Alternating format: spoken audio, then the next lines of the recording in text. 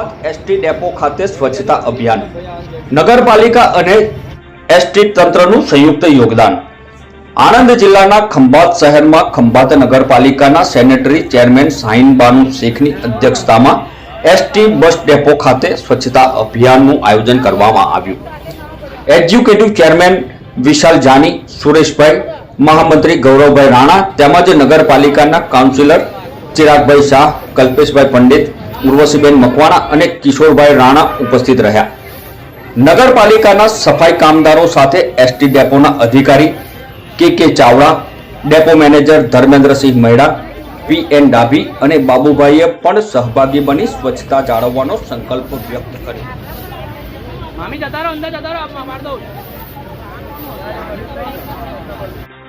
અંદર જે ખંભાત નગરપાલિકા દ્વારા સ્વચ્છતા અભિયાનનો કાર્યક્રમ કરવામાં આવ્યો, એના વિશે આપ શું કહેવા માંગો છો?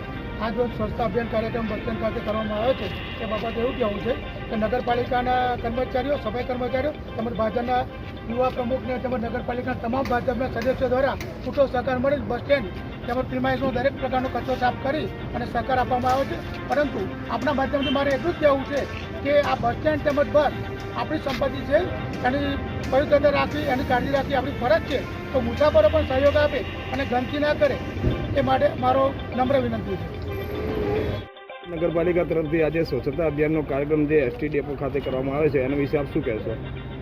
હવે અમે દરેક વખત આવા નાના નાના કાર્યક્રમો કરતા રહીએ છીએ, જેની અંદરથી અમે ઈચ્છીએ છીએ કે ખંભાતની અંદર જાગૃતતા આવે અને સરસ રીતે ખંભાતની અંદર પણ સફાઈ કરે। સફાઈમાં તો વાત એવી છે કે જ્યાં સુધી વ્યક્તિઓ જાગૃત નહીં થાય ત્યાં સુધી ગમે એટલું બી પાણી ઉપર, પથ્થર ઉપર પાણી છે, તમે જોઈ રહ્યા છો કે અમારા જેવા સફાઈ કર્મીઓ કચરો ઉપાડીને નીકળે છે, તરત જ કચરા નાખવાવાળા આવી જાય છે ને એક જગ્યા છોડીને બીજી જગ્યા, એક દિવાલ હોય એ આખી દિવાલ ખંભાતના લોકો કચરાથી ભરી દે છે।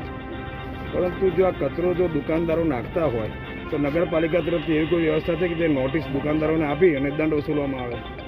દુકાનદારોને એવી મેં જ્યારથી મેં સંભાળ્યું છે ત્યારથી ઘણી વખત દુકાનદારોને પણ મેં પોતે પણ કીધેલું છે। અને બીજી વાત એવી છે કે દુકાનદારોને જ્યારે રાત્રે સફાઈ થાય અને સવારમાં જેવી દુકાન ખુલે બધું જ કચરો બહાર નીકળીને ફેંકી દે છે। પોતાની દુકાન તો સ્વચ્છ રાખે છે પણ પોતાનો જે દુકાનનો ઓટલો છે એ સ્વચ્છ રાખવામાં સમજતા નથી।